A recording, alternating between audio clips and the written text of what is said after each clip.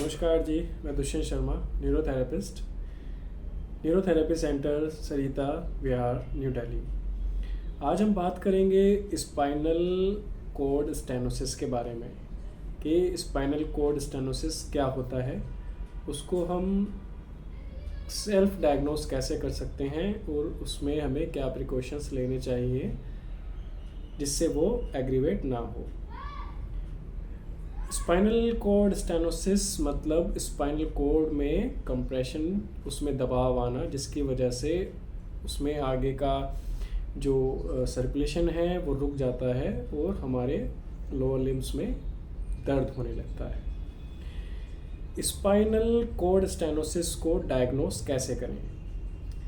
सबसे पहले होता है इसमें एज फैक्टर, इसमें बहुत मेन है। 45 to 50 की जो एज है उसमें आपको सबसे ज़्यादा चांसेस होते हैं स्पाइनल कॉर्ड स्टेनोसिस होने के, जिससे पैरों में दर्द आ सकता है, कमर से ज़्यादा पैरों में दर्द आता है।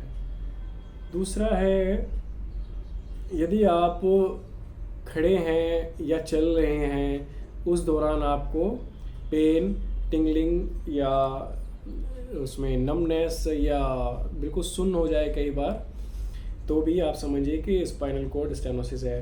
कई बार पेशेंट्स बोलते हैं कि हम जब बैठते हैं तो हमें आराम मिल जाता है, जैसे ही हम खड़े होते हैं तो हमें पेन शुरू हो जाता है, तो वो सब स्पाइनल कॉर्ड स्टेनोसिस के ही सिम्टम्स हैं। कई बार हम जैसे खड़े हैं और पीछे की तरफ झुकते हैं इस तरह से, इसमें भी स्पाइनल कॉर्ड पे कंप्रेशन आता है और हमारा पेन एग्रीवेट हो जाता है, सिम्टम्स एग्रीवेट हो जाते हैं। अब इसमें हमें प्रिकॉशंस क्या लेने चाहिए, हमें कौन सी एक्सरसाइज करनी चाहिए, कौन सी नहीं करनी चाहिए। इसमें हमें जो स्पाइनल कॉर्ड को पीछे की तरफ लेके जाता है वो सभी एक्सरसाइज हमें अवॉइड करनी है। जिसमें स्पाइनल कॉर्ड आगे की तरफ आता है वो हम इसमें एक्सरसाइज कर सकते हैं, लेकिन एक्सरसाइज पेन में कभी भी नहीं करनी है।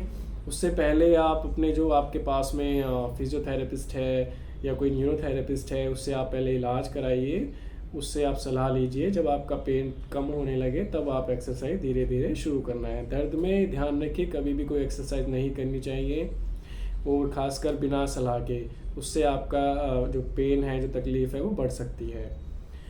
अब इसमें हम प्रिकॉशंस क्या ले सकते हैं?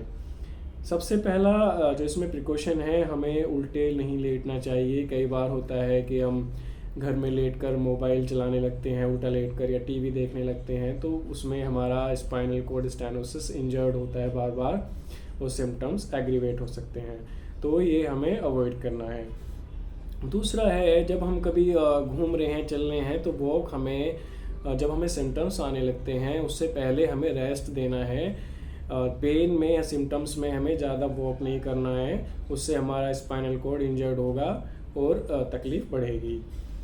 दूसरा है कि हमें जो जिस भी एक्सरसाइज में, या हम जब सोकर कभी उठते हैं या हम बहुत देर तक ऑफिस में बैठे हैं या कहीं भी बैठे हैं, तो बाहर हम ऐसे फिर पीछे की तरफ अंगड़ाई लेते हैं और स्पाइनल कॉर्ड पीछे की तरफ जाता है, तो उसमें भी आपके सिम्टम्स एग्रीवेट होंगे, क्योंकि ये लोगों को आदत होती है और डेली होता है, तो इससे आपकी तकलीफ़ बढ़ेगी।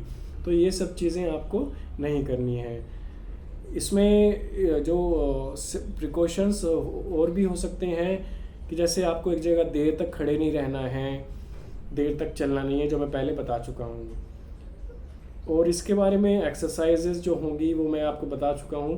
पहले आपको अपने फिजियोथेरेपिस्ट से, डॉक्टर से सलाह लेनी है, उसके बाद ही कोई एक्सरसाइज करें। और अगले वीडियो में मैं इसके बारे में जो एक्सरसाइज करनी चाहिए वो भी आपको बताएंगे। Thank you.